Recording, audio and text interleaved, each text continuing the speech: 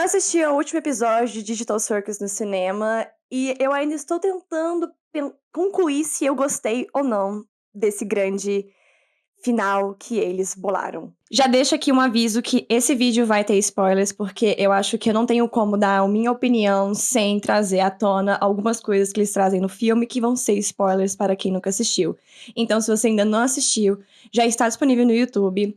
Vai lá, assiste primeiro e depois volta aqui nesse vídeo pra gente conversar junto e trocar algumas ideias. E também, antes de eu começar a analisar um filme, quem sou eu, né? Oi, meu nome é Ana Flávia, eu sou escritora de fantasia, mas também sou formada em cinema e animação pela FAAP, com especialização em Animation Concept Art pela Vancouver Film School. Eu não sou dona da razão, isso aqui é só uma opinião / análise, porque eu estou tentando processar esse filme até agora.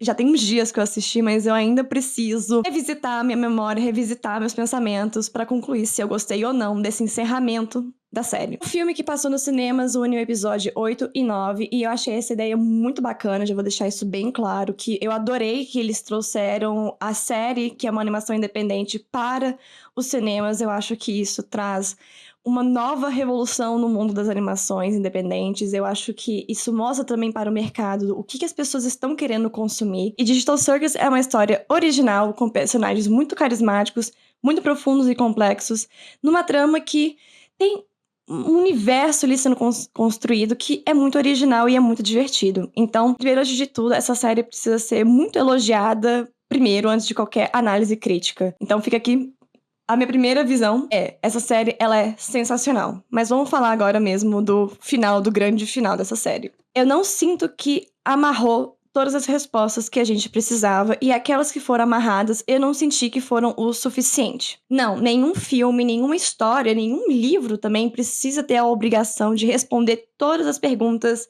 que a gente tem. Porque o criador não tem essa obrigação.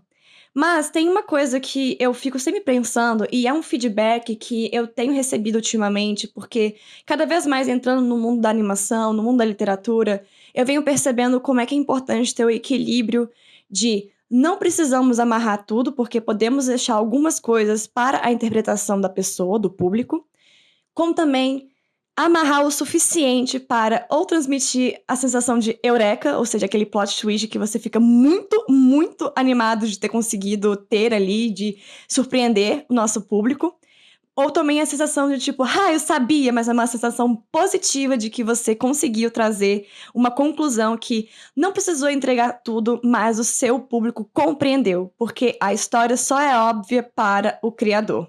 Então, ter esse equilíbrio do não precisamos entregar tudo, porque o nosso público não é burro, ele tem capacidade de interpretar sozinho, mas ao mesmo tempo lembrar que a obra só é óbvia para o autor. Então, você precisa conseguir amarrar de uma forma que seja satisfatório para o seu público ter ou um plot twist ou a sensação de que eu sabia, isso é incrível, adorei. Entenderam? E aí vem a parte dos spoilers. Segundo aviso, gente, esse vídeo tem spoilers, então não assista ele antes de você assistir ao filme, a menos que você seja aquela pessoa que gosta de spoilers para assistir qualquer coisa. Primeiro, antes de tudo, eu quero falar da construção do circo digital, e eu vou falar que eu achei muito legal eles mostrarem a origem do Caim como essa inteligência artificial falha que não quis desistir de criar, de usar um lado mais criativo. Mas, apesar de ter sido muito interessante eles mostrando essa evolução, algumas coisas eu acho que não cobriram o suficiente. Uma delas sendo a própria origem desse experimento, que como é que uniu o Caim a essas pessoas que viraram os players do circo digital. Porque se a gente for lembrar lá no episódio 1, a Pomme, ela chega e ela tá desesperada, óbvio que ele não estaria, mas ela fala que ela colocou um headset na cabeça e não consegue tirá-lo, e aí ela foi parar nesse lugar. A Ragatha também, em algum episódio, ela fala que ela também colocou um headset esquisito e foi parar ali. Mas no filme não ficou muito clara essa questão do headset, principalmente porque eles não trouxeram isso de volta. E a gente só tinha informação que o Kinger proveu pra gente de que eles não estavam querendo fazer uma inteligência artificial criativa, mas o Ken se tornou isso. O segundo ponto que eu queria trazer aqui, que eu fiquei um pouco indignada, talvez seja só porque é uma opinião minha, porque eu amo o Jax como personagem. Eu acho que ele é um personagem extremamente complexo e extremamente rico para ser trabalhado. é por que eles abstraíram o Jax. Sim, esse é o grande spoiler que eu fiquei com muito medo das pessoas tomarem aqui nesse vídeo. Sim, a abstração do Jax não é totalmente inútil, porque ela nos ajuda a entender como é que essa abstração acontece, né? De justamente, quanto mais a sua mente fica perturbada em um assunto que ela não consegue resolver, mais corrompida fica a sua mente, né? Como se você tivesse corrompido um arquivo. Então, essas coisas que não são bem processadas acabam corrompendo e você abstrai. E com o Jax é muito legal ter isso acontecido até um certo ponto, porque a gente pode explorar a mente do Jax, o seu passado, as suas frustrações, a sua relação com os outros jogadores e ver a relação dele com a Pommy no nível de que a gente entende que o Jax gostava dela, via ela como uma amiga, considerava ela muito como pessoa, mas eu sentia que talvez a ordem dos fatores podia ter sido um pouco diferente. E aí eu vou explicar. Eu acho que o Kinger ter abstraído teria sido uma abstração muito mais potente do que a do Jax. E antes de vocês tacarem pedra em mim, apaga esse texto e só faz depois que eu der a minha explicação, por favor. O Kinger é um personagem que está em contato direto com a CNA e com o Caim desde a sua criação. Ele é um personagem que, apesar de ter ficado com demência, ele ainda tem seus pontos de lucidez e conhece o círculo digital melhor do que qualquer um. Ele explica para a Palme e para a Ragatha, logo nos primeiros episódios ali, sobre como é que você é capaz de criar coisas ali, sim. Só que com o Caim, isso é mais natural. Quando ele cria a borboleta e quando ele consegue falar com a Palme mais abertamente sobre como é que a cabeça do Caim funciona, a gente vê ali, já fica entendido pra gente que nesse mundo a sua mente também é capaz de criar. Então ele já deu essas instruções para os personagens. E eu acho que para um clímax maior no filme, depois que tem toda a questão, né, do Caim ter sido deletado, eles estão tendo que reconstruir o círculo digital, eu acho que antes do Jack ser abstraído, o Kinger devia ter abstraído para dar mais dificuldades para os personagens. Ele já tinha dado as instruções para a Palme e para a Agatha sobre como é que elas são capazes, sim, de criar dentro do círculo digital. Isso só é mais orgânico e natural para o Caim, mas eles também são capazes. E a partir desse grande momento em que eles não têm mais o Kinger para dar instruções, os jogadores que restaram teriam que se unir de fato para reconstruir o círculo digital e encontrar soluções sozinhos. Porque eu vejo o Kinger muito como um personagem, como um mentor dos outros personagens que estão ali no círculo digital. Ele é o que sabe das coisas, apesar dele ter demência, é só colocar um balde na cabeça dele que ele volta a ter a lucidez e dá as instruções necessárias. E eu achei que até o momento X do filme, na verdade a trama inteira, o Kinger teve seu papel muito importante justamente para essa mentoria dos outros personagens, de ser essa voz da sabedoria, essa voz que teve um contato direto com toda a criação do circo digital. Mas aí, justamente por isso, tirar o Kinger de cena seria tirar o conforto desses personagens de ter o seu mentor perto. E a partir desse momento, eles terem que encontrar as suas soluções sozinhos. Eles terem que se virar um pouco mais. E isso trazer um pouco mais de conflito entre eles, deles tendo que trabalhar juntos, sem ter todas as respostas na palma da mão. Eu acho que fica muito fácil você manter o Kinger falando pra Palme, é só você imaginar e tal, dando instruções para ela, do que você simplesmente fazer com que a Ragatha se lembre das instruções do Kinger sobre como é que eles são capazes de criar também. E aí, depois que o Kinger abstraísse, eles teriam que explicar isso para Zubul, para o próprio Jack e para a Gangle. Ainda mais porque a Gangle tem pouca confiança nela mesma, e ela é uma personagem muito criativa porque ela é já uma artista. Então eu acho que talvez o Kinger ter abstraído primeiro teria criado um conflito e um clímax muito maior, uma sensação de estarem perdidos ali no círculo digital que está destruído, e eles como personagens tendo que se ajudarem e recordarem das suas próprias memórias dentro do círculo digital para reconstruir aquilo que parecia estar perdido. E nessa confusão toda, né, sem o Kinger, o Jax ter abstraído depois e a Palme ter toda essa questão de resgatar o Jax e tudo mais, e ter sido bem-sucedida. Eu teria colocado a Palme como bem-sucedida na recuperação do Jax para nos dar uma sensação de que é possível, sim, você sair dessa perdição, desse buraco que é a abstração. mas sem tirar o valor da lição mostrada ali sobre como é que é importante você conversar, falar sobre seus sentimentos, se abrir e confiar nos seus amigos.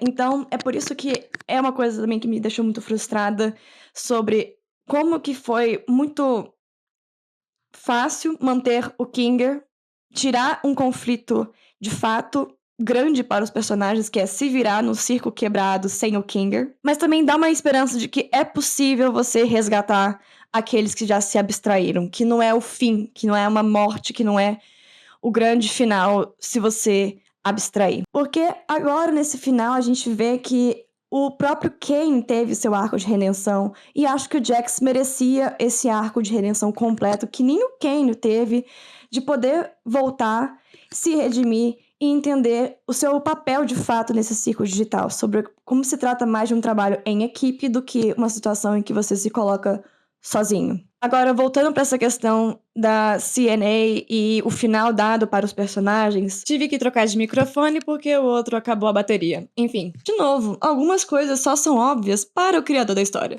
E a relação Headset, CNA, Scratch, Kane, pra mim precisava ter sido mais bem costurada. Se resolveram e eu não prestei atenção, talvez eu tenha piscado no cinema e não percebi, pode deixar aí nos comentários. Não tem problema nenhum. Por exemplo, algo que tudo bem ter ficado no ar sem muita explicação é a Bubble, que é essa consciência ruim do Kane que serve pra diminuí-lo, atazanar, infernizar a vida dele. Eu duvido muito que o Kane teria construído por livre e espontânea vontade uma consciência pejorativa sobre ele. Então, dá a entender que aquela bolinha azul que ele consome quando ele ainda era só um princípio de bolinha vermelha no mundo digital é a Bubble. Tanto é que o Kane tira essa bolinha azul no final do filme e ele meio que fica livre. A gente não vê mais a Bubble, tipo, o Kane fica em paz. Então eu entendi que aquela bolinha azul era a Bubble. Mas enfim, é uma coisa que pode ficar no ar. Mas não entender o que é a CNA talvez me frustre um pouco, justamente porque eu acho que não terem dado mais tempo de tela para a gente explorar o personagem do Scratch, que é o cachorro, é uma coisa ruim, porque já que ele é o criador disso tudo, ele que detém as informações do circo digital, dessa trama toda, eu acho nada mais que justo a gente dar mais tempo de tela para ele, não, indiretamente ou diretamente, como se fosse, para a gente entender quais eram as intenções dele e o que deu tão errado, o que ele tá tão frustrado com a sua própria criação e qual que era a maneira com que ele conseguia estudar scans cerebrais. Que, na verdade, tudo isso surgiu com o Scratch tentando estudar questão da condição do cérebro, né? Porque ele tinha um tumor cerebral e ele estava tentando, talvez, entender como é que ele poderia tratar de si mesmo. Então, aí fica aquela questão. A CNA, então, estava focada em pesquisa na área de medicina? Foi uma coisa sozinha que o Scratch quis fazer pra ele mesmo?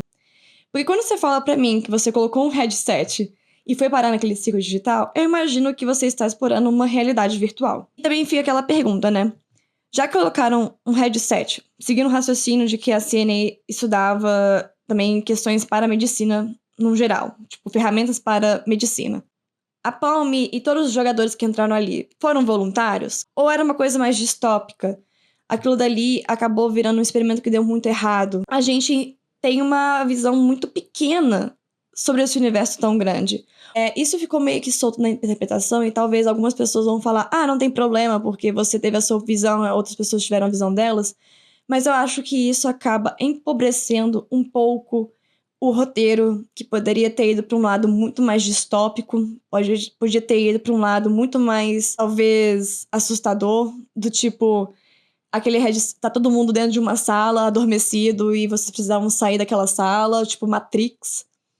Podia ir para esse lado mais sci-fi, porque a gente entende que aquilo dali as pessoas ali naquele ciclo digital são frutos de um scan cerebral, mas as pessoas de verdade estão no mundo lá fora, estão bem, estão felizes, tá tudo certo com elas. Mas como eles conseguiram esses scans cerebrais é que fica uma dúvida muito grande no ar.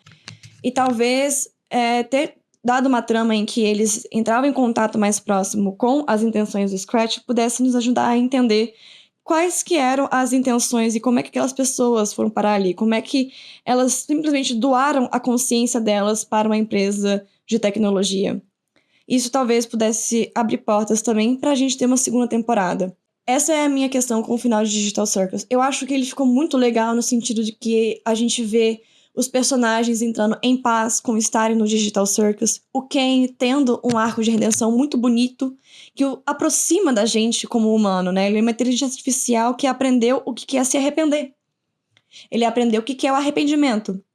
E apesar de, em questões filosóficas, ser impossível uma máquina se arrepender, a gente vê o Kane como esse personagem que teve uma capacidade de se arrepender, de pedir perdão e de querer mudar. Ele se reprogramar em prol de realmente cumprir o seu propósito, que é divertir as pessoas. O filme ele não encerra a série. Ele mantém dúvidas que dariam até mesmo aval para uma segunda temporada.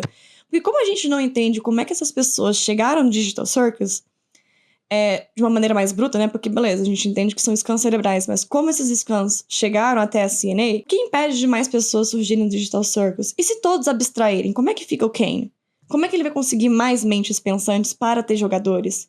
Será que ele conseguiu isso de qual forma? Ele hackeou algum videogame? Ele hackeou algum computador, algum servidor? Porque, de novo, a gente tem menções esporádicas nos episódios sobre um suposto headset. Então, acho que tem espaço para uma segunda temporada também se eles tivessem seguido com a ideia de que é possível você resgatar uma mente que foi abstraída. Se a Palmer tivesse conseguido tirar o Jax da abstração, algo que ela quase consegue. E aí, eu acho que tem material sim para uma segunda temporada, ou pelo menos tinha, mas como a gente não tem indícios de uma segunda temporada, eu fico um pouco frustrada com esse encerramento que pra mim não encerrou muita coisa. Tipo, pra mim eles só deram a resposta do tipo, eles são um bando de scans cerebrais que ficaram arquivados na CNA e o Kenny usou deles para construir pessoas.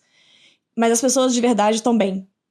Pra mim isso foi muito dado, muito jogado, tipo, toma aqui, a gente não vai entrar muito mais nesse assunto. E eu fiquei um pouco triste com isso, porque é um universo muito rico.